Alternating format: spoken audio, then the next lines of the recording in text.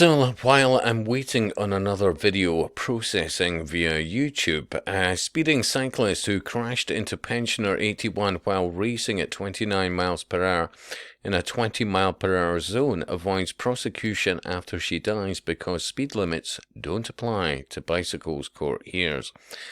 Now, there's an awful lot going on in this article, not least of which think about this. Okay, take that step back and remember the rollout of 20 mile per hour speed limits in so many aspects of Wales. This had been a nightmare to the point that they've had to roll back, but not in its entirety, of course, but roll back at least on some.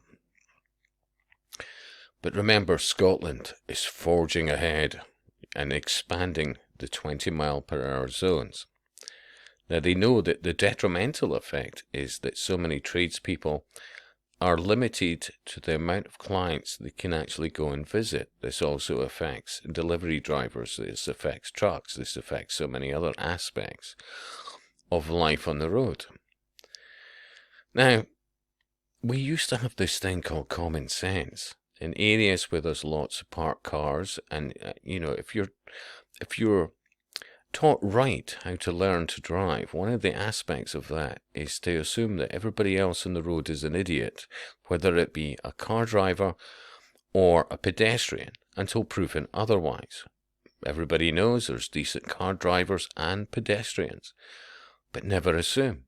And of course, there's always the aspect of a young child running onto a road, etc., or a dog, or, God forbid, whoever, yeah? But this used to be the default. Now, because of all these various safety this and collision prevention that and lane change assist and blah, blah, blah, I'm seeing, I don't know about the rest of you, but I am seeing more and more by the day appalling driving because they assume that all these gadgets will look after them. And the net result in many regards is not the case. And the cost of vehicles go through the roof for all these various systems. But I would argue we need to get back to a bit of common sense, genuine care for each other. Yeah, look, built up area, whatever else. It's busy during the day. Yeah, you're going to slow down. If it's at night and there's nobody else there and you can see for quite literally hundreds of meters, then it's a different thing entirely. Let's face it, how cars have come on, vehicles, braking systems, ABS, etc., etc.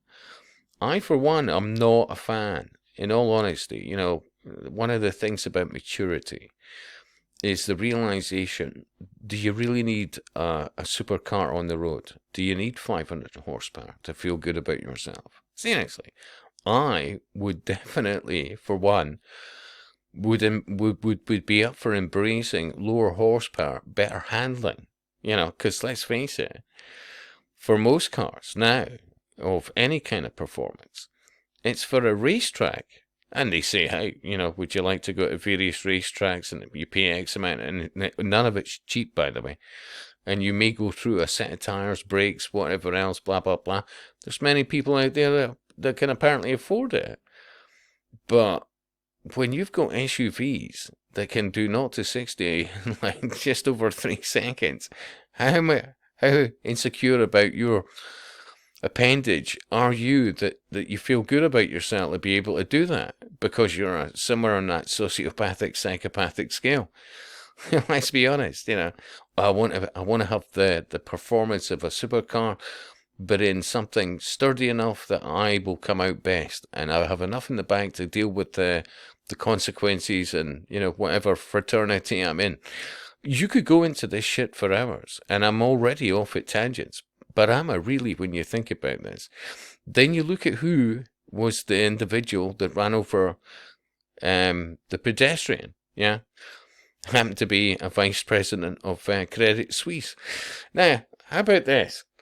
The likelihood of them being somewhere in masonry is quite high. I would say absolutely. in the time before the prosecution came about, oh, what was it? Her death was not recorded as being the result of a road collision, as it was 59 days after the incident. Seriously. Money talks, and of course, it works.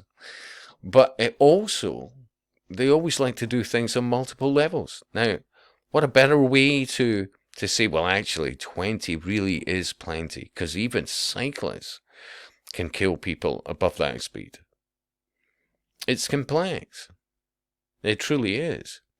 And of course, in between that, if you want to go a bit further, you'll hear the call more and more for, well, if they all had GPS on them, and if they all had paid a yearly fee as a license, and they had some sort of bike MOT and this and that and all the rest of it. I mean, remember, it's they're demonising cars off the road. They need the rev.